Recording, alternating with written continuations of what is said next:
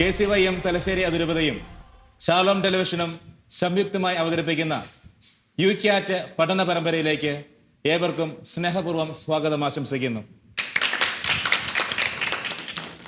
നമ്മുടെ ചോദ്യങ്ങൾക്ക് ഇന്ന് ഉത്തരം നൽകുവാനായി നമ്മോടൊപ്പമായിരിക്കുന്നത് തലശ്ശേരി അതിരൂപതയുടെ ആർച്ച് ബിഷപ്പും ദൈവശാസ്ത്ര പണ്ഡിതനുമായ അഭിവന്യ ജോസഫ് പമ്പ്ളാനി പിതാവാണ്. പിതാവിന് പ്രോഗ്രാമിലേക്ക് സ്നേഹപൂർവ്വം സ്വാഗതം ആശംസിക്കുന്നു. ഇന്ന് പിതാവിനോട് ചോദ്യങ്ങൾ ചോദിക്കുവാനും സംവദിക്കുവാനുമായി ഇവിടെ എത്തിച്ചേർന്നിരിക്കുന്നത് തലശ്ശേരി അതിരൂപതയിലെ എടൂർ ഫൊറോനയിലുള്ള യുവജനങ്ങളാണ്. നിങ്ങളെയും ഈ പ്രോഗ്രാമിലേക്ക് സ്നേഹപൂർവ്വം സ്വാഗതം ആശംസിക്കുന്നു. കഴിഞ്ഞ എപ്പിസോഡുകളിൽ നമ്മൾ പരിചയപ്പെട്ടത് വിശ്വാസ പ്രമാണത്തിൻ്റെ ആരംഭത്തെക്കുറിച്ചും വ്യത്യസ്തങ്ങളായ വിശ്വാസ പ്രമാണങ്ങളെക്കുറിച്ചുമാണ്. ഇന്ന് നമ്മൾ വിശ്വാസ പ്രമാണങ്ങളിലെ വിശ്വാസ സത്യങ്ങളെക്കുറിച്ചാണ് പരിചയപ്പെടാനായിട്ട് പോകുന്നത്. പിതാവെ, നമുക്ക് ആരംഭിക്കാം. തീർച്ചയായും. പിതാവിനോട് ആദ്യത്തെ ചോദ്യം ചോദിക്കാനായിട്ട് തയ്യാറായിരിക്കുന്നത് ആരാണ്? ആൽബർട്ടാണ് പിതാവിനോടുള്ള ആദ്യത്തെ ചോദ്യം ചോദിക്കുന്നത്. ആൽബർട്ടെ, ചോദിച്ചോളൂ. പിതാവെ, എൻ്റെ പേര് ആൽബർട്ട്. എൻ്റെ ചോദ്യം ഇതാണ്. ഞാൻ ഒരിക്കൽ യുവജന മതബോധന ഗ്രന്ഥം വായിച്ചപ്പോൾ അതിൽ കാണാനിടയ ഒരു വാക്യത്തെക്കുറിച്ചാണ്. ദൈവം ഏകനായിരിക്കുന്നതാണ് ദൈവത്തിൻ്റെ പൂർണ്ണത എന്നാണ് ആ വാക്യം. പിതാവെ, അതൊന്ന് വ്യക്തമാക്കി തരാമോ? യെസ്. ആൽബർട്ട് എന്നാ ചെയ്യുന്നേ? ഞാൻ ഗ്രാജുവേഷൻ കഴിഞ്ഞു. എന്താ പഠിച്ച വിഷയം? ഞാൻ എക്കണോമിക്സ് ആയിരുന്നു. എക്കണോമിക്സ്. അപ്പോൾ പൂർണ്ണതയെക്കുറിച്ചാണ് ആൽബർട്ടിൻ്റെ ചോദ്യം, അല്ലേ? അതായത് ദൈവം ഏകനായിരിക്കുമ്പോഴാണ് അവൻ പൂർണ്ണനായിരിക്കുന്നത്. നാം കൂട്ടായ്മയിലായിരിക്കാൻ കാരണം നമ്മൾ പൂർണ്ണതയില്ലാത്തവരായതുകൊണ്ട്, അല്ലേ? പൂർണ്ണത എന്ന് പറയുന്നത് ദൈവത്തിൻ്റെ ഒരു വിശേഷണമാണ്. ഭാരതീയ ചിന്തകന്മാർ ഈ ഒരു സത്യത്തെ വിശദീകരിക്കുന്നു. എന്താണ് പൂർണ്ണത എന്ന് ചോദിച്ചാൽ, പൂർണ്ണമതം പൂർണ്ണമിതം പൂർണ്ണസ്യ പൂർണ്ണം ആദായ പൂർണ്ണം എന്നാണ്. ഒരു സംസ്കൃത ശ്ലോകമായതുകൊണ്ട് അതിൻ്റെ അർത്ഥം ഇതാണ്. പൂർണ്ണത എന്ന് പറഞ്ഞാൽ എന്താണെന്ന് ചോദിച്ചാൽ, പൂർണ്ണതയിൽ നിന്ന് പൂർണ്ണത കുറച്ചാലും ശേഷിക്കുന്നത് പൂർണ്ണതയായിരിക്കും. അതായത് ദൈവം പൂർണ്ണനാണ് എന്ന് പറയുമ്പോൾ അതിൻ്റെ അർത്ഥം ദൈവത്തിൽ ഇനി ഒന്നും കൂട്ടിച്ചേർക്കാനില്ല. ദൈവത്തിൽ നിന്ന് എന്തെങ്കിലും എടുത്തു മാറ്റിയാലും ദൈവത്തിൽ കുറവ് സംഭവിക്കുന്നില്ല എന്ന്. അതാണ് ദൈവത്തിൻ്റെ പൂർണ്ണത എന്ന്. സർവശക്തൻ, സർവജ്ഞാനി. ദൈവത്തെ നമ്മൾ വിശേഷിപ്പിക്കുന്നത് സമ്പൂർണതയുടെ പര്യായങ്ങൾ കൊണ്ടാണ്. രണ്ട് ദൈവം, മൂന്ന് ദൈവം എന്നൊക്കെ പറയുമ്പോൾ എന്താണ് ആത്യന്തികമായി വിവക്ഷിക്കുന്നത്? ഒരു ദൈവത്തിന് കുറവുണ്ട്. നമ്മൾ എന്തുകൊണ്ടാണ് ഒരു സ്ഥാനത്ത് ഒരാളിരുന്നു, കുറച്ച് നാൾ കഴിയുമ്പോൾ വേറൊരാൾ അവിടെ കയറിയിരിക്കും? എന്തുകൊണ്ടാണ്? മനുഷ്യൻ്റെ ആയുസ്സിന് പൂർണ്ണതയില്ല. ഒരു നിശ്ചിത കാലം കഴിയുമ്പോൾ നമ്മളെല്ലാം വയ്യാണ്ടായി കിടപ്പിലാകും, മരിച്ചു പോകും. അത് നമ്മുടെ പൂർണ്ണതയുടെ കുറവാണ് നമ്മളുടെ സ്ഥാനത്ത് വേറെ ആളുകൾ വരേണ്ടി വരുന്നതിൻ്റെ കാരണം, അല്ലേ? നമ്മളൊരു കാര്യം, ഇപ്പം നിങ്ങൾ വലിയ ചോദ്യോത്തര പങ്ക്തികളൊക്കെ ടി വിയിൽ വരുമ്പോൾ നമുക്കറിയാൻ പാടില്ലെങ്കിൽ ഫോൺ എ ഫ്രണ്ട് ഓപ്ഷൻ ഉപയോഗിക്കാനൊക്കെ പറയും, അല്ലേ? നമുക്കിടെ അറിവിൻ്റെ അപൂർണതയാണ് വേറൊരു ആളോട് വേറൊരാൾ നമ്മളെക്കാളും കൂടുതൽ അറിവുള്ള ആളുണ്ട്, അയാളോട് ചോദിച്ച് മനസ്സിലാക്കി. അതായത് ഈ കൂട്ടായ്മ എന്ന് പറയുന്ന ആ ഒരു സത്യം അപൂർണതയാണെന്ന് നമ്മൾ ഉപേക്ഷിക്കുന്നില്ല. കാരണം പരിശുദ്ധ ത്രിത്വം തന്നെ കൂട്ടായ്മയാണ് താനും. എന്നാൽ ദൈവത്തിൻ്റെ പൂർണ്ണത എന്ന് പറയുമ്പോൾ യഥാർത്ഥത്തിൽ വിവക്ഷിക്കുന്നത് ദൈവം യാതൊന്നും ആവശ്യമില്ലാത്തവനും, ദൈവത്തിൽ നിന്ന് എന്തെങ്കിലും എടുത്തു മാറ്റിയാൽ ദൈവത്തിൽ എന്തെങ്കിലും കുറവ് സംഭവിക്കുകയോ ചെയ്യുന്നില്ല എന്ന സത്യത്തെക്കുറിച്ചാണ്. അതായത് വിശുദ്ധ ഗ്രന്ഥം ആവർത്തിച്ച് പറയുന്നുണ്ട്, നിന്റെ ദൈവമായ കർത്താവ് ഞാനാണ്, ഞാനല്ലാതെ വേറൊരു ദൈവവും നിനക്കുണ്ടാകും. അതായത് മറ്റൊരു ദൈവം എന്നുള്ള സങ്കല്പം, ഏകദൈവ വിശ്വാസം നമുക്കറിയാം. ക്രൈസ്തവര്, യഹൂദര്, ഇസ്ലാം മതവിശ്വാസികൾ ഒക്കെയും ഏക ദൈവവിശ്വാസികൾ. ഭാരതീയ ചിന്തകര്, പ്രത്യേകിച്ച് ഹൈന്ദവ ചിന്താഗതിയിൽ നമുക്കറിയാം ബഹുദൈവ വിശ്വാസമുണ്ട് എങ്കിൽ പോലും അവരും എല്ലാറ്റിൻ്റെയും സത്തയായ ആ യാഥാർത്ഥ്യത്തെക്കുറിച്ച് ഏകം എന്നാണ് പറയുന്നത്, അല്ലേ? നമ്മൾക്ക് പ്രസിദ്ധമായി ഈ നമ്മുടെ ശങ്കരാചാര്യരുടെ സൂക്തം അറിയാം. എന്താണത്? ഏകം സത് വിപ്രാം ബഹുധാ വദന്തി എന്ന്. സത്യമായതും സത്തയായതും ഒന്ന് മാത്രമേ ഉള്ളൂ. അതിനെക്കുറിച്ച് വിവിധ ജ്ഞാനികൾ വിവിധ രൂപത്തിൽ ഭാവത്തിൽ അവതരിപ്പിക്കുന്നു എന്നേ ഉള്ളൂ എന്നുള്ളത് നമ്മൾ തിരിച്ചറിയുന്ന സത്യമാണ്. അദ്വൈതം എന്ന് ഭാരതീയ മുനിമാർ നമ്മളെ പഠിപ്പിച്ചതും ഈ ഒരു സത്യം എന്ന് പറയുന്നത് രണ്ടല്ല ഒന്നിൽ കൂടുതലുണ്ട് എന്ന് നമ്മൾ ധരിക്കേണ്ടതിൽ, എല്ലാറ്റിൻ്റെയും ആത്യന്തിക സത്തയായത് ഒന്ന് മാത്രമേ ഉള്ളൂ. അതുകൊണ്ട് എനിക്ക് തോന്നുന്നു ഏകദൈവ വിശ്വാസം എന്ന് പറയുന്നത് ഏതെങ്കിലും ഒരു മതത്തിൻ്റെ മാത്രം കുത്തകയായിട്ട് നമ്മൾ കരുതേണ്ട കാര്യമില്ല. ദൈവവിശ്വാസം അതിൻ്റെ പൂർണ്ണതയെ തൊടുമ്പോൾ ഈ ഏകത്വം എന്ന സത്യത്തിൽ എല്ലാ വിശ്വാസവും എത്തിച്ചേരുന്നു എന്നുള്ളതാണ് സത്യം. അതുകൊണ്ട് ദൈവം ഏകനാണ് എന്ന് പറയുന്നത് ദൈവത്തിൻ്റെ പൂർണ്ണതയുമായി ബന്ധപ്പെട്ടിരിക്കുന്നുവെന്ന് ഈ യുവജന മതബോധന ഗ്രന്ഥം പറയുന്നത് വളരെ സത്യമാണ്. ആ ഒരു ഏകത്വവും പൂർണ്ണതയും തമ്മിലുള്ള പാരസ്പര്യമാണ് ഈ യുവജന മതബോധന ഗ്രന്ഥം പ്രസ്തുത വാചകത്തിലൂടെ നമ്മളെ പഠിപ്പിക്കാൻ ശ്രമിക്കും. ആൽബർട്ടിന്റെ ചോദ്യത്തിനുള്ള ഉത്തരം ലഭിച്ചു എന്ന് കരുതുകയാണ്. തീർച്ചയായും. ഓക്കെ, എങ്കിൽ നമുക്ക് അടുത്ത ചോദ്യത്തിലേക്ക് പോകാം. അടുത്തത് ആരാണ് ചോദിക്കാനായിട്ട് തയ്യാറായിരിക്കുന്നത്? അലീനയാണ് അടുത്ത ചോദ്യം പിതാവിനോട് ചോദിക്കുന്നത്. അലീന, ചോദിച്ചോളൂ. പിതാവേ, എൻ്റെ പേര് അലീന. പഴയ നിയമത്തിലുടനീളം ദൈവമായ കർത്താവ്, സൈന്യങ്ങളുടെ ദൈവമായ കർത്താവ് എന്നീ വിശേഷണങ്ങളൊക്കെ കാണാറുണ്ടല്ലോ. എന്നാൽ പുതിയ നിയമത്തിൽ വരുമ്പോൾ അത്തരത്തിലുള്ള വിശേഷണങ്ങളൊന്നും കാണാറില്ല. അതിനുള്ള കാരണം ഒന്ന് പറയാമോ? യെസ്, അതായത് സൈന്യങ്ങളുടെ ദൈവമായ കർത്താവ് എന്ന് പറയുന്നതിനെ കുറിച്ചാണ് അലീനയുടെ ചോദ്യം, അല്ലേ? അലീന എന്നാ ചെയ്യുന്നേ? ഞാൻ +2 പഠിക്കുന്നു. പട്ടാളത്തിൽ പോകാൻ ഉദ്ദേശിക്കുന്നുണ്ടോ അലീന? ഇല്ല. ഈ സൈന്യങ്ങളോട് ഇത്രയും താല്പര്യം തോന്നിയതുകൊണ്ടാണ് ഞാൻ ചോദിച്ചത്. യെസ്, അലീന, പഴയ നിയമത്തിൽ ദൈവത്തെ വിശേഷിപ്പിക്കുന്ന പദങ്ങളെക്കുറിച്ച് ആണ് അലീനയുടെ ചോദ്യം. നമുക്കറിയാം പഴയ നിയമം എന്ന് പറയുന്നത് ഒരാൾ ഒരു സ്ഥലത്തിരുന്ന് ഒരു നിശ്ചിത കാലത്ത് എഴുതിയ ഒരു ഗ്രന്ഥമല്ലല്ലോ.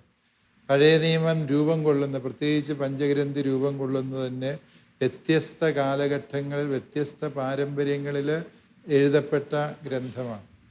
അതുകൊണ്ട് തന്നെ അതിൽ ഉപയോഗിച്ചിരിക്കുന്ന പദങ്ങളിൽ വ്യത്യാസമുണ്ട് എന്നുള്ളത് നമുക്കറിയാം. നമ്മളിപ്പോൾ ഈശോയെ വിളിക്കാൻ വേണ്ടി ഈശോ എന്ന് വിളിക്കുന്നുണ്ട്, ഇല്ലേ?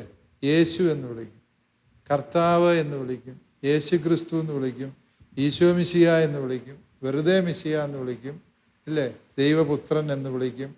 നമ്മളും ഒരുപാട് പദങ്ങൾ മാറി മാറി പുതിയ നിയമത്തിൽ ഉപയോഗിക്കുന്നുണ്ട് ഈശോയെ വിളിക്കുന്നതിന് വേണ്ടി. കുറേ അതിൻ്റെ ഭാഷാപരമായ പ്രത്യേകതയാണ് എന്ന് നിങ്ങൾക്കറിയാം. ഈശോ മിശിഹ എന്ന് പറയുന്ന രണ്ട് വാക്കും സുറിയാനി പാരമ്പര്യത്തിൽ നിന്ന് വരുന്നു. യേശു ക്രിസ്തു എന്നുള്ളത്, യേശൂസ് ക്രിസ്തോസ് എന്നുള്ളത് നമുക്കറിയാം, അത് ഗ്രീക്ക് പാരമ്പര്യത്തിൽ നിന്ന് വരുന്നു. ഭാഷാപരമായ വ്യത്യാസങ്ങളുണ്ട്. ഭാഷ എന്ന് പറയുന്നത് ഒരു പ്രദേശത്തിൻ്റെ സംസ്കാരവുമായി ബന്ധപ്പെട്ട കാര്യം എന്നതുപോലെ തന്നെ യാവേ, എലോഹിം, എൽ ഷാബോത്ത്, അതാണ് സൈന്യങ്ങളുടെ ദൈവമായ കർത്താവ്. അതുമാത്രമല്ല, ഒരുപാട് ദൈവത്തെ വിശേഷിപ്പിക്കുവാൻ വേണ്ടി മറ്റനേകം പദങ്ങൾ ഉപയോഗിക്കുന്നുണ്ട് എന്ന് നമുക്കറിയാം. ഇവിടെ ഈ പദങ്ങൾ ഉപയോഗിക്കുന്നത് വ്യത്യസ്ത പാരമ്പര്യങ്ങളിൽ രൂപം കൊണ്ടിട്ടുള്ള ഗ്രന്ഥങ്ങൾ ദൈവത്തെ കർത്താവേ എന്ന് മാത്രം സംബോധന ചെയ്യുന്നുണ്ട്, യാഹ്വേ എന്ന് സംബോധന ചെയ്യുന്നുണ്ട്, എലോഹിം എന്ന് സംബോധന ചെയ്യുന്ന പദങ്ങൾ വിശുദ്ധ ഗ്രന്ഥത്തിലുണ്ട്. ഇതേക്കുറിച്ച് ബൈബിൾ പണ്ഡിതന്മാർ പറയുന്നത് അത് രൂപം കൊണ്ടിട്ടുള്ള പ്രദേശങ്ങളുടെ സംസ്കാരങ്ങളുടെ പദാവലിയിൽ നിന്നാണ് അവിടെ ദൈവത്തെ വിശേഷിപ്പിക്കാൻ ആ പദം ഉപയോഗിച്ചിരിക്കുന്നത്.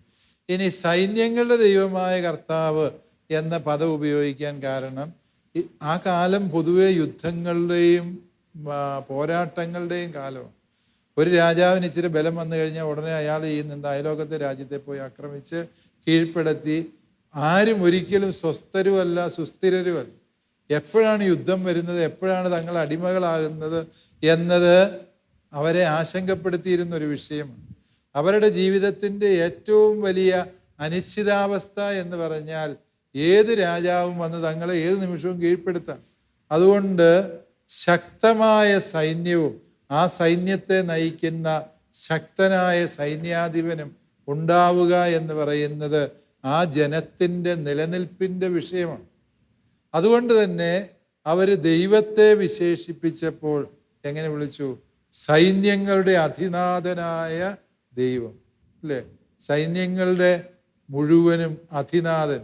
അതായത് ഈ ഭൂമിയിലെ ചെറിയ ചെറിയ രാജാക്കന്മാരുടെ കൊച്ചു കൊച്ചു സേനകളൊന്നുമല്ല, ഞങ്ങളുടെ ദൈവത്തിന് എല്ലാ സൈന്യങ്ങളുടെയും മേൽ അധികാരമുണ്ട് എന്ന് പറയുമ്പോൾ അതിൻ്റെ അർത്ഥം എന്താ?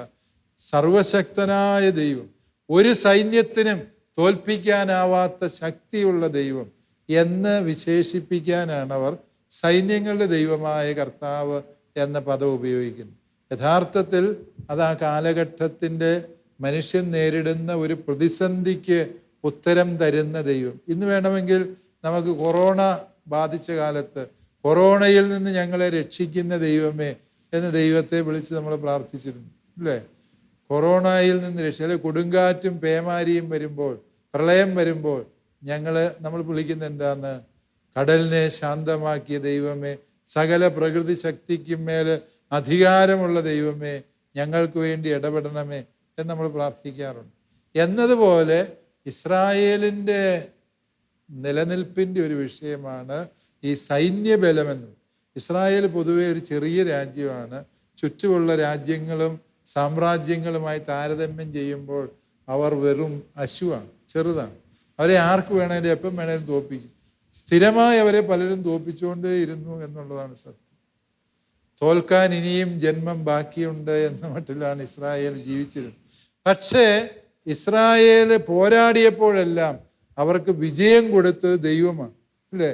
ഈജിപ്തിലെ സൈന്യം അവരെ പിടിച്ചടക്കാൻ വേണ്ടി ചെങ്കടലിൻ്റെ തീരത്തേക്ക് പാഞ്ഞെടുത്തപ്പോൾ ആ സൈന്യത്തെ മുഴുവനും വെള്ളത്തിൽ മുക്കുകയും ഇസ്രായേലിനെ രക്ഷിക്കുകയും ചെയ്ത ഒരു ദൈവത്തെ അവർ നേരിൽ കണ്ടത്. സൈന്യങ്ങളുടെ ദൈവമായ കർത്താവ്. അതായത് ഇസ്രായേലിന് സ്വന്തം സൈന്യമില്ല, പക്ഷേ ഇതാ 10,000 വരുന്ന ഈജിപ്തിൻ്റെ സൈന്യത്തെ ചെങ്കടലിൽ മുക്കിക്കൊല്ലാൻ മാത്രം ശക്തിയുള്ള ഒരു സൈന്യങ്ങളുടെ നാഥനായ ദൈവമാണ് തങ്ങളുടേത് എന്ന് അവർ ജീവിതത്തിൽ അനുഭവിച്ചറിഞ്ഞ സത്യമാണ്. ഇസ്രായേലിനെ തോൽപ്പിക്കാൻ വന്നവരുടെ മുമ്പിൽ ഇസ്രായേൽ പൊരുതി വിജയിച്ചെങ്കിൽ അതിൻ്റെ പിന്നിൽ ദൈവത്തിൻ്റെ ഇടപെടലാണ് എന്നവർക്കറിയാം. എപ്പോഴെല്ലാം തങ്ങൾ പാപം ചെയ്ത് ദൈവത്തിൽ നിന്ന് അകന്നുപോയി ദൈവിക സംരക്ഷണം നഷ്ടപ്പെട്ടോ അപ്പോഴെല്ലാം ഇസ്രായേൽ പരാജയപ്പെടുകയും ചെയ്തു. അതുകൊണ്ട് ഇസ്രായേൽ എന്നും വിശ്വസിച്ചു, ദൈവമാണ് ഞങ്ങൾക്ക് വേണ്ടി പോരാടുന്നത്, ഞങ്ങൾക്ക് വിജയം നേടിത്തരുന്നത് ദൈവമാണ്. ആയുധബലത്തിലോ അശ്വബലത്തിലോ അല്ല ഞങ്ങൾ അഭിരമിക്കുന്നത്, ഞങ്ങൾ ആശ്രയം വയ്ക്കുന്നത് സൈന്യങ്ങളുടെ ദൈവമായ കർത്താവിലാണ് എന്ന് ഇസ്രായേൽ ഏറ്റുപറഞ്ഞു. സത്യത്തിൽ ആ ഒരു വിശ്വാസത്തിൻ്റെ ഏറ്റുപറച്ചിലാണ് സൈന്യങ്ങളുടെ ദൈവമായ കർത്താവേ എന്ന ആ വിളി. അലീനയുടെ ചോദ്യത്തിനുള്ള ഉത്തരം ലഭിച്ചു എന്ന് കരുതുന്നു. തീർച്ചയായും. സംശയങ്ങളൊന്നും ഇല്ലല്ലോ? ഇല്ല. എങ്കിൽ നമുക്ക് അടുത്ത ചോദ്യത്തിലേക്ക് കൊടുക്കാം, അല്ലേ? ഓക്കെ, അടുത്ത ചോദ്യം ആരാണ്? ദിയ പിതാവിനോട് ചോദിച്ചോളൂ.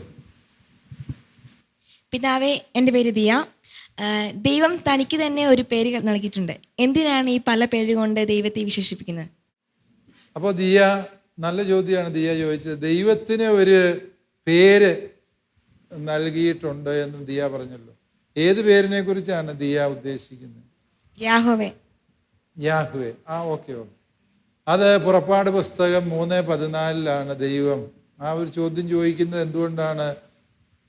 ഈ മോശയെ ദൈവം ഈജിപ്തിൽ നിന്ന് തൻ്റെ ജനത്തെ വീണ്ടെടുക്കാനുള്ള നിയോഗവുമായി അയക്കുകയാണ്. അപ്പോൾ മോശ ചോദിക്കുകയാണ്, വെറുതെ ഒരു അശരീരി പറഞ്ഞു വിട്ടെന്നും പറഞ്ഞ് എന്ന് ആരെങ്കിലും വിശ്വസിക്കുമോ? ആരാടാ നിന്നെ ഇങ്ങോട്ട് പറഞ്ഞു വിട്ടതെന്ന് ചോദിച്ചാൽ ഞാൻ എന്ത് പറയണം? നിന്റെ പേരെന്താണ് എന്ന് മോശ ദൈവത്തോട് ചോദിക്കുകയാണ്. അപ്പോൾ ദൈവം വെളിപ്പെടുത്തുന്ന പേരാണ് യാഹ്വേ എന്നാണ് എൻ്റെ പേര്, ഞാൻ ആയിരിക്കുന്നവൻ ആകുന്നു. അല്ലേ? എന്ന് പറയാൻ യാഹ്വേ എന്ന് പറയുന്നത് ഒരു ഹീബ്രുവിലെ ഒരു പദപ്രയോഗമാണ്. അയാം ഹൂവാം, ഞാൻ ആയിരിക്കുന്നവനാകും എന്ന് പറഞ്ഞാൽ ആയിരിക്കുന്നയാളാണ് ദൈവം എന്നുള്ള അർത്ഥത്തിലല്ല. ആയിരിക്കുന്നവനാകുന്നു എന്ന് പറഞ്ഞാൽ ഞാൻ എന്താണോ അതാണ് ഞാൻ എന്നാണ് ദൈവം പറയുന്നത്. ആ വലിയ വെളിപ്പെടുത്തൽ അതായത് ദൈവത്തിൽ മറ്റൊന്നും കൂടിച്ചേരുന്നില്ല, ദൈവം സമ്പൂർണനാണ്, ദൈവം സത്തയാണ് എന്നുള്ള ആ വസ്തുതയാണ് അവിടെ വെളിപ്പെടുത്തുന്നത്. ഞാൻ ആയിരിക്കുന്നവനാകും, ഞാൻ എന്താണോ അതാണ് ഞാൻ. അതൊരു പേര് എന്നുള്ളതിനേക്കാൾ ഉപരി ദൈവം എന്ന സത്യത്തെ ദൈവം നമുക്ക് വെളിപ്പെടുത്തി തരുന്നു. ദൈവം തന്നെക്കുറിച്ച് പറഞ്ഞ പദമായതുകൊണ്ട് ആ പേര് ഇസ്രായേൽക്കാർ ഒരിക്കലും ഉപയോഗിക്കുക. പകരം അവർ ബൈബിൾ വായിച്ചു വരുമ്പം യാഹ്വേ എന്ന പദം വന്നാൽ അവർ ശിരസ് നമിച്ച്, തലയിലൊരു മുണ്ട് ഇട്ടുകൊണ്ടാണ് അവർ അത് മുണ്ട് ഇച്ചിരൂടെ കയറ്റിയിട്ട് ശിരസ് നമിച്ച് തൻ തിരുനാമം അല്ലെങ്കിൽ അദോനായി കർത്താവേ എന്ന പദം ആണ് അവർ ആ ഭാഗത്ത് ഉപയോഗിച്ചിരുന്നത്. അതായത് യാഹ്വേ എന്ന പേര് തന്നെ അവർ ഉച്ചരിക്കുകയില്ല, കാരണം ആ പേരിനോട് അവർക്ക് അത്രമേൽ ആദരവും ബഹുമാനവും ആണ്. അത് ഉച്ചരിക്കാൻ മേലാത്ത വിധത്തിൽ അവരത് ഹീബ്രുവിൽ എഴുതിക്കൊണ്ടിരുന്നു. അല്ലേ? 4 ഹീബ്രു അക്ഷരങ്ങളാണ്, യോദ്, ഹേത്ത്, യോദ്, ഹേ. ഈ രീതിയിൽ 4 അക്ഷരങ്ങൾ. യോദ് നേക്ക് ഹീബ്രു അക്ഷരങ്ങൾ പിടിയില്ലാത്തത് കൊണ്ട് ഞാനത് പറഞ്ഞുകൊണ്ട് കാര്യമില്ല. ഹീബ്രുവിനും ഇങ്ങനെ അക്ഷരമുണ്ട്, ആ ഈ എന്നൊക്കെ പറയുന്ന പോലെ അതിൻ്റെ അക്ഷരമുണ്ട്. അതിലെ ഒരക്ഷരമാണ് യാ, ഇതിനെ സൂചിപ്പിക്കുന്ന അക്ഷരമാണ് യോദ്. ഹേ എന്ന് പറയുന്നത് ഹായെ സൂചിപ്പിക്കുന്നു. വീണ്ടും യോദ്, വീണ്ടും ഹാ എന്ന് പറയുമ്പോൾ 4 അക്ഷരം. അതിന് യഹൂദ റബ്ബിമാർ ഉപയോഗിച്ചിരുന്നത് ടെട്രാഗ്രമാത്തോൺ എന്നാണ്, 4 അക്ഷരത്തിൻ്റെ പദം എന്നാണ്. അതായത് ആ പേര് ഉച്ചരിക്കുകയല്ല, സ്വരങ്ങൾ ചേർത്താലേ അത് ഉച്ചരിക്കാൻ പറ്റും. ഇത് സ്വരം ചേർത്ത് ഈ പേര് എഴുതിയാൽ. അപ്രകാരമാണ് ദൈവത്തിൻ്റെ നാമത്തിൻ്റെ സമ്പൂജ്യത അവർ സൂക്ഷിച്ചിരുന്നു. ഇപ്പം ദിയ ചോദിക്കുന്നത് ദൈവത്തിന് എന്തിനാ ഇങ്ങനെ കുറേ പേരിടുന്നതെന്നല്ലേ? അല്ലേ? അതാണ് ഈ പേരിൻ്റെ അർത്ഥം എന്ന് പറഞ്ഞാൽ, ദിയ എന്ന് പറഞ്ഞാൽ ആ പേരിൻ്റെ അർത്ഥം എന്തായിരിക്കും? ദിയ ആലോചിച്ചിട്ടുണ്ട്? ഇല്ല അല്ലേ? അതായത് പല പേരുകൾക്കും കൃത്യമായൊരു അർത്ഥം ഉണ്ടാകണമെന്നില്ല. മറിച്ച് ഈ കൂട്ടായ്മയിൽ എല്ലാവർക്കും അറിയാം, ദിയ എന്ന് പറഞ്ഞാൽ അത് ഇന്നയാളെയാണ് ഉദ്ദേശിക്കുന്നത്. അല്ലേ? ദിയയുടെ വീട്ടിൽ ദിയ എന്ന് വിളിച്ചാൽ വേറെ ആരെയും വീട്ടിൽ ആരൊക്കെയാ ഉള്ളത്? ചേച്ചി, അമ്മ, പപ്പ, അമ്മച്ചി. ദിയ എന്ന് വിളിച്ചാൽ അമ്മച്ചി അല്ല വിളി കേൾക്കുന്നത്. ആരെ വിളി കേൾക്കുന്നത്? ഞാൻ. അതെന്തുകൊണ്ടാണ്? പേര് എന്ന് പറയുന്നത് നമ്മുടെ തനിമയുമായി, ഐഡൻറ്റിറ്റിയുമായി ബന്ധപ്പെട്ടതാണ്. അല്ലേ? അതായത് പേര് എന്ന് പറയുന്നത് വെറുതെ ഒരു വിളിയല്ല, മറിച്ച് ആ വ്യക്തി ആ പേരുമായി അഭേദ്യം ബന്ധപ്പെട്ടിരിക്കുന്നു. ആ വ്യക്തി തന്നെയാണ് ആ പേര് എന്നാണ്. അപ്പോൾ ദൈവനാമത്തെ എന്തുകൊണ്ടാണ് യഹൂദർ ഇത്രമേൽ ആദരിച്ചിരുന്നത് എന്ന് ചോദിച്ചാൽ, ദൈവത്തിൻ്റെ നാമം എന്ന് പറയുന്നത് ദൈവം തന്നെയാണ് എന്നവർ വിശ്വസിച്ചിരുന്നു എന്നതാണ്. ഇനി ദിയ ചോദിക്കുന്നത് എന്തിനാ ദൈവത്തിന് കുറേ പേരുകളുള്ളത് എന്ന് ചോദിച്ചാൽ, ദൈവത്തിൻ്റെ പേരുകളല്ല വാസ്തവത്തിൽ അത്. അത്യുന്നതൻ എന്ന് ദൈവത്തെ വിളിക്കും, സർവശക്തൻ എന്ന് ദൈവത്തെ വിളിക്കും, സർവജ്ഞാനി, സൈന്യങ്ങളുടെ ദൈവമായ കർത്താവ്, രക്ഷകനായ ദൈവം എന്നൊക്കെ ദൈവത്തെ വിളിക്കും. ഇതെല്ലാം പേരല്ല, വാസ്തവത്തിൽ അതെല്ലാം ദൈവം നമുക്ക് വേണ്ടി ചെയ്യുന്ന കാര്യങ്ങൾക്ക് നന്ദി സൂചകമായി നാം വിളിക്കുന്ന സംബോധനകളാണ്. സത്യത്തിൽ വിശുദ്ധ ഗ്രന്ഥത്തിൽ ദൈവത്തിൻ്റെ പേര് എന്ന് നാം വിശേഷിപ്പിക്കുന്ന പദങ്ങളൊക്കെയും തന്നെ ദൈവത്തിൻ്റെ നന്മയെയും ദൈവത്തിൻ്റെ ഗുണങ്ങളെയും ഏറ്റുപറയുന്ന വിശ്വാസ പ്രഘോഷണങ്ങളാണ്. ദൈവത്തിൻ്റെ പേരായി പറയുന്നവ സത്യത്തിൽ ദൈവത്തിൻ്റെ തനിമയെക്കുറിച്ചുള്ള വിശ്വാസ പ്രഘോഷണങ്ങളാണ്. ഓക്കെ, നമുക്ക് അടുത്ത ചോദ്യത്തിലേക്ക് പോകാം. അടുത്ത ചോദ്യം ആരാണ് ചോദിക്കുന്നത്? ചിഞ്ചു ആണ് അടുത്ത ചോദ്യം പിതാവിനോട് ചോദിക്കുന്നത്. ചിഞ്ചു ചോദിച്ചോളൂ. പിതാവേ, എൻ്റെ പേര് ചിഞ്ചു.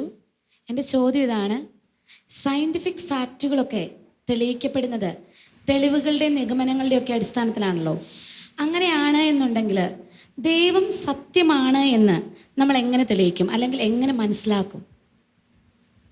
യെസ്, ചിഞ്ചു KCYM-ൻ്റെ തലശ്ശേരി അതിരൂപത പ്രസിഡൻ്റാണ്.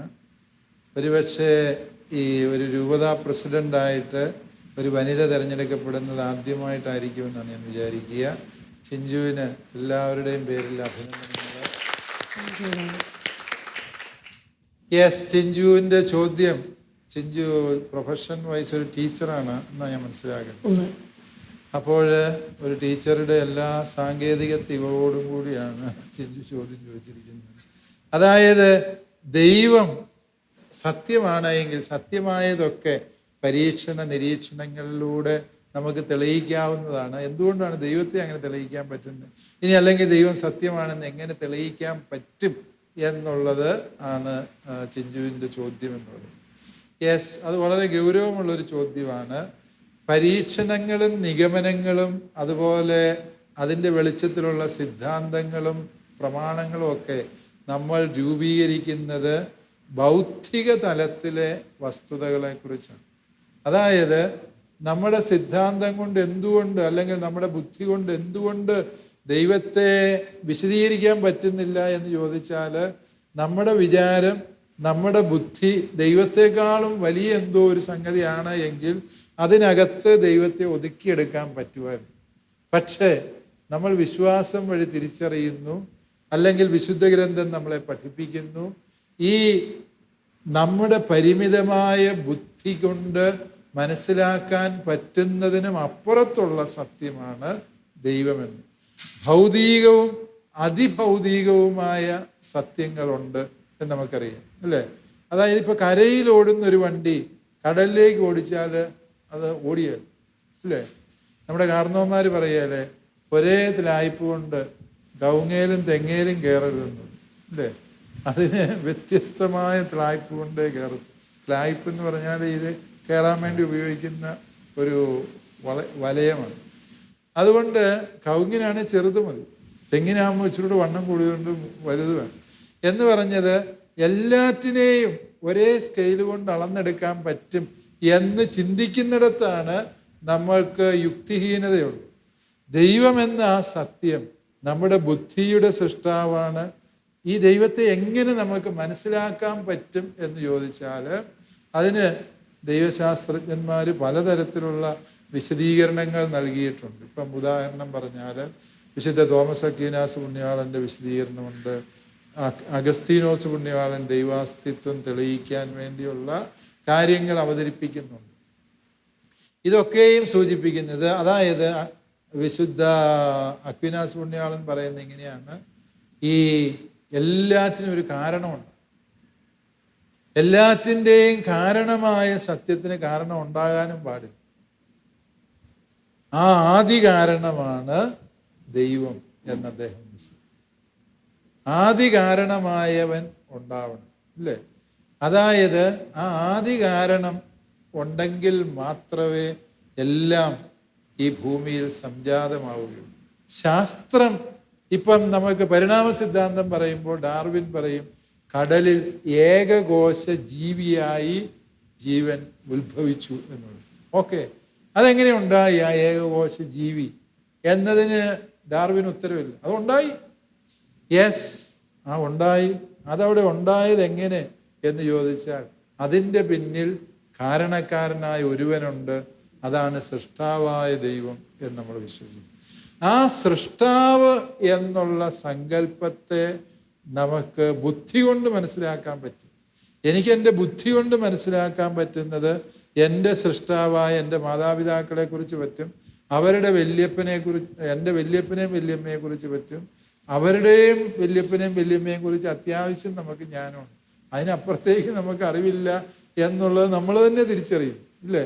നമ്മൾ പിന്നോട്ട് ചെല്ലുന്തോറും നമ്മൾ ഇരുട്ടിൽ തപ്പുകയാണ് എന്നുള്ളത് നമ്മൾ മനസ്സിലാക്കും. നമ്മുടെ ബുദ്ധി ആത്യന്തികമായി ചെന്നെത്തുന്ന അതിനപ്പുറത്തൊരു കാരണമില്ലാത്തൊരു സത്യമുണ്ട്. ആ സത്യമാണ് ദൈവം എന്ന വിശുദ്ധ അക്വിനാസ് പുണ്യവാളൻ്റെ ചിന്ത.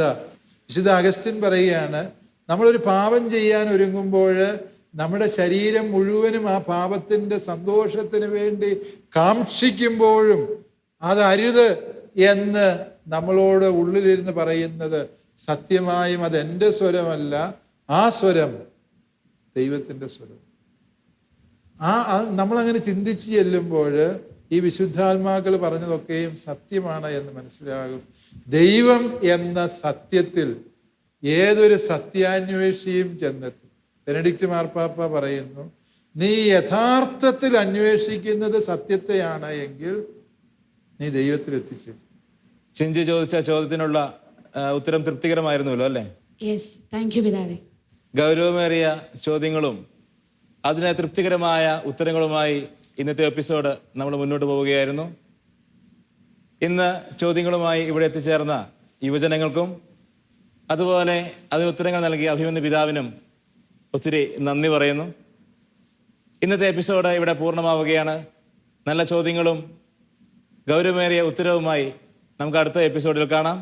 നന്ദി.